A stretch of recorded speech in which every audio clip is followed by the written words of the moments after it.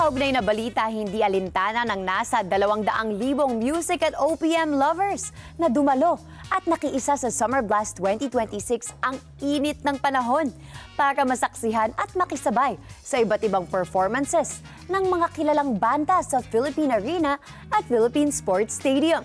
Weng de la Fuente sa balita. Dinumog ng nasa 200,000 music at OPM lovers ang Ciudad de Victoria sa katatapos na Summer Blast 2026. Sa unang pagkakataon, ginanap ang historic concert ng mga kilalang banda sa dalawang venue. Ito'y sa world-class at largest indoor arena, ang Philippine Arena, at sa Philippine Sports Stadium.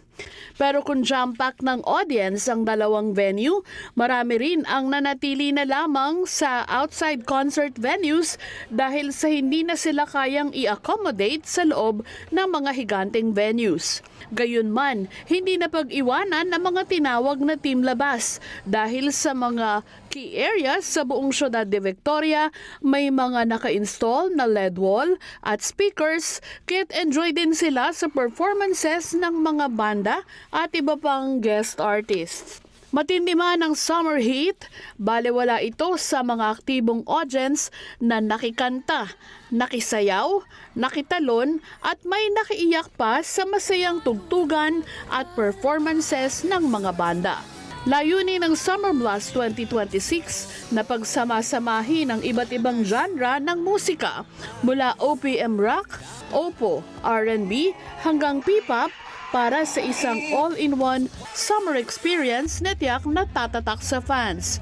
Sa Summer Blast 2026, naranasan ng mga dumalong audience ang isang buong araw ng summer experience na hindi lang nakatuon sa musika kundi pati rin sa iba't ibang aktibidad sa paligid ng venue bukod sa mga live performances.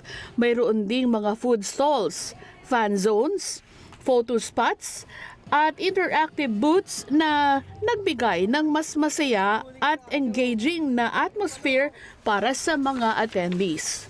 May mga area rin para sa pahinga at bonding moments upang mas maging komportable ang karanasan ng bawat isa habang ang buong paligid ay puno ng summer vibes, entertainment at sama-samang selebrasyon ng musika at kultura.